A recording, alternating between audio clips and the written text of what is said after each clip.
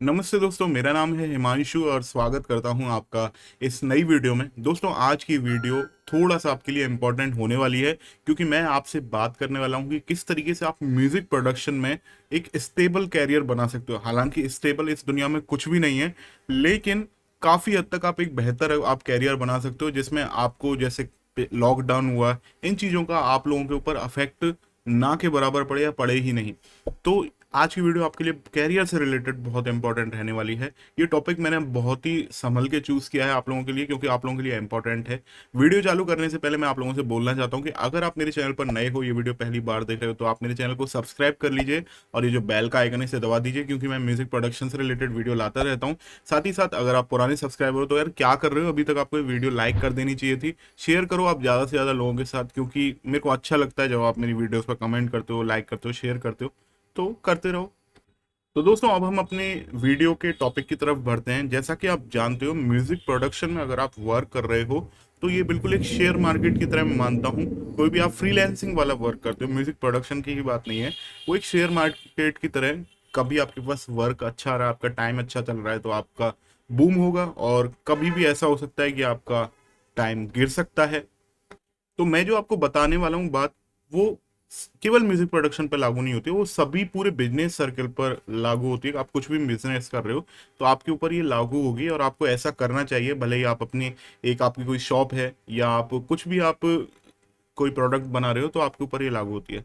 तो देखो दोस्तों, मैं आपको सबसे पहले ये कहूँगा कि आप म्यूजिक प्रोडक्शन में कोई भी वर्क कर रहे हो, जैसे आप एक सिंगर हो, आप दूसरों को गाना सिखाते हो, या आप म्यूजिक प्रोड्यूस कर रहे हो, तो कभी भी किसी एक फॉर्मेट से अर्निंग पर डिपेंडेंट मत रहना।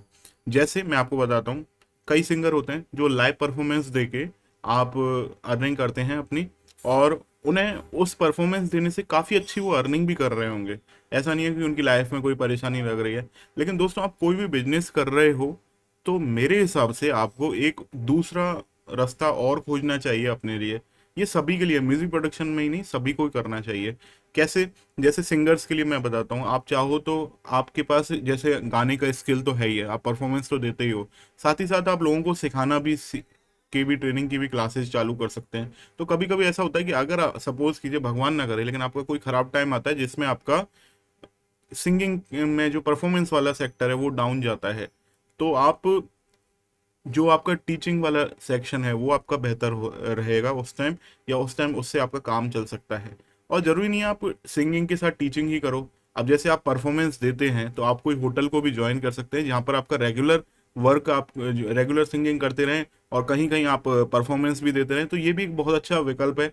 और आजकल ऑनलाइन भी आप काफ़ी सारे टीचर्स की रिक्वायरमेंट आती है सिंगर्स की, आप फेसबुक पर देखोगे तो आप इस तरीके से क्लासेस ज्वाइन करिए। और जितना भी आपको ये मार्केट का स्कोप, आप देखिए आप क्या क्या चीज़ें सिखा सकते हैं। हो सकता है आपको कोई कीबोर्ड भी प्ले करना आता हो सिंगिंग के साथ साथ, तो आप अपने स्किल को सबसे पहले थोड़ा सा बेहतर कीजिए, और फिर उससे आप थोड़ा सा अर्निंग करने के हिसाब से सीखिए। अगर आपको केवल सिंगिंग ही आती है और आप सिखा भी नहीं सकते हो, आपके स्किल्स हैं वो सिखाने के वो अच्छे नहीं हैं, तो मैं ये कहूँगा कि आप म्यूज़िक प्रोडक्शन के अलावा भी आप कोई और एक काम और देखिए जिससे आपको एक सपोर्ट मिल सके। तो आपके लिए बहुत अच्छी अपॉर्चुनिटी रहेगी कि आपका अगर म्यूज़िक प्रोडक्शन डाउन होता है तो आप उस काम से अपनी लाइफ को बचा सकते हो, और अगर वो काम डाउन होता है तो आप म्यूजिक प्रोडक्शन से बचा सकते हो।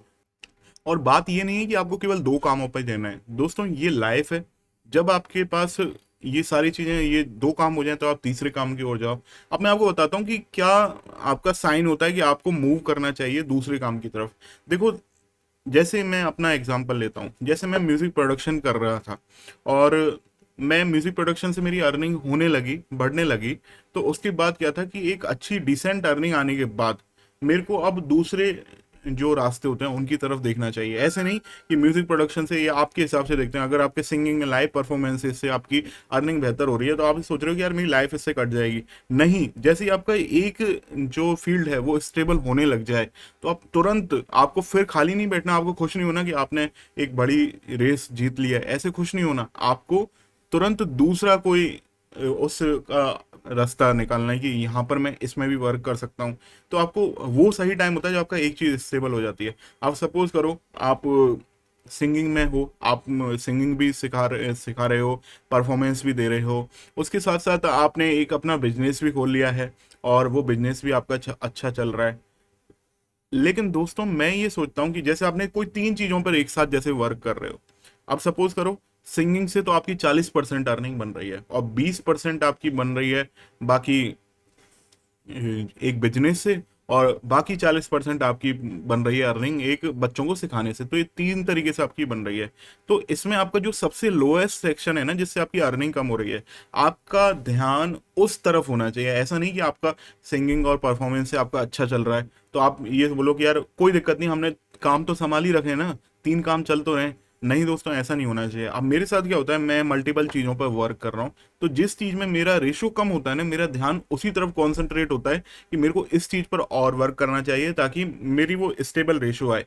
हालांकि आप कभी भी लाइफ में अगर एक स्टेबल रेशो आपने अचीव कर लिया, जैसे आप तीन चीज़ों पर वर्क कर रहे हो एक साथ, तो 33% अगर आपका तीनों का रेशो आ जाए, तो ये टाइम होता है आपको कोई दूसरा और जगह पर इन्वेस्ट करने का। जैसे अगर आपका तीनों जगह से बराबर आपको इनकम सोर्स हो चुकी है, तो आपको अब ये सही टाइम है आपको चौथी जगह पर इन्वेस्ट करने का। आपको कोई चौथा और बिजनेस पर प्लान सोचना पड़ेगा। ये सही टाइम है, क्योंकि अभी क्या होगा, अगर चौथा प्लान आपने जो सोचा है अगर वो नहीं चला सपोज करो, तो आपके पास तीन तो रास्ते हैं ना, वो तो आपके बराबर स्टेबल टाइम पे उस पे प्रोसेस पे चल रहे हैं, तो तीनों तरफ से वो आपको सपोर्ट कर रहा होगा।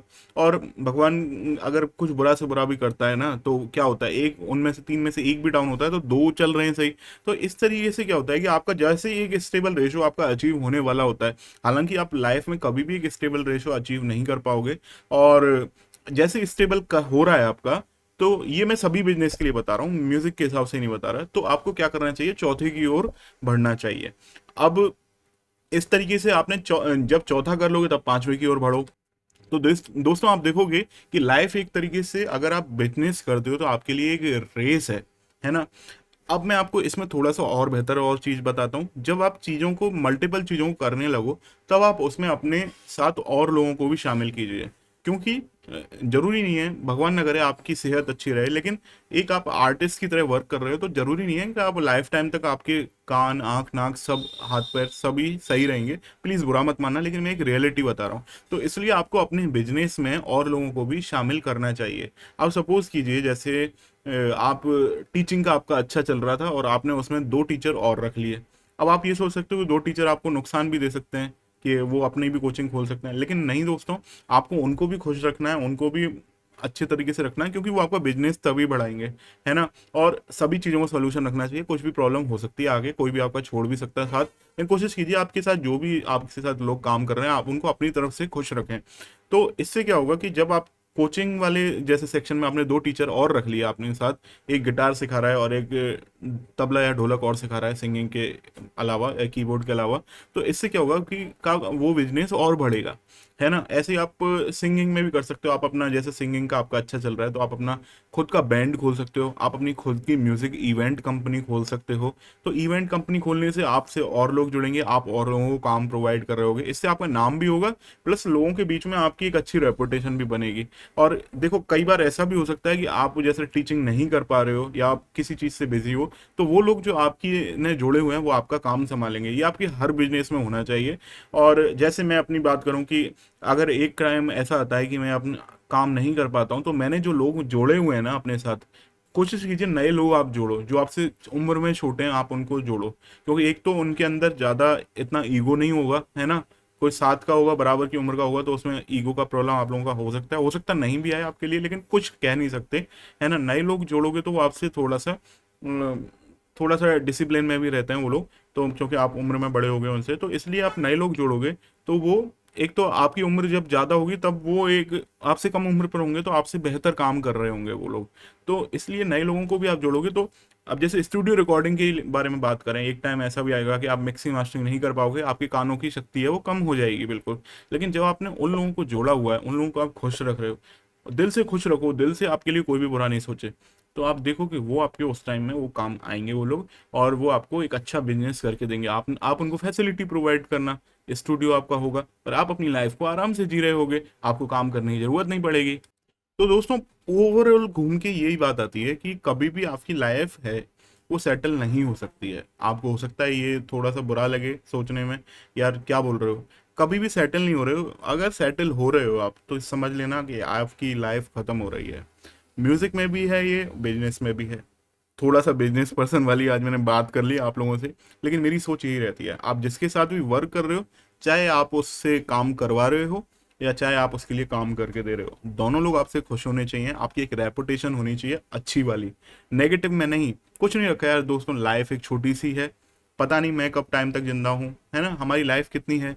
तो इसलिए बस ये कि इस छोटे से सर्किल में हम जिन भी लोगों के साथ मिल रहे हैं, इनडायरेक्टली कोई हो सकता है आपकी बुराई करे, जो आपसे नहीं मिला है उसके बारे में छोड़ दीजिए, लेकिन जो आपका सर्किल है ना, उस सर्किल में आपका नाम होना चाहिए। आप अच्छे व्यवहार के लिए, भले ही आप अच्छा बिजनेस भी नहीं कर पा रहे हो, लेकिन आपके व्यवहार की कोई भी गड़बड़ी नहीं आनी चाहिए। तो आप कोशिश कीजिए, क्योंकि जब आपकी रेपुटेशन अच्छी होगी ना, तो आप कोई भी काम करोगे ना तो आपसे लोग जुड़ेंगे ही।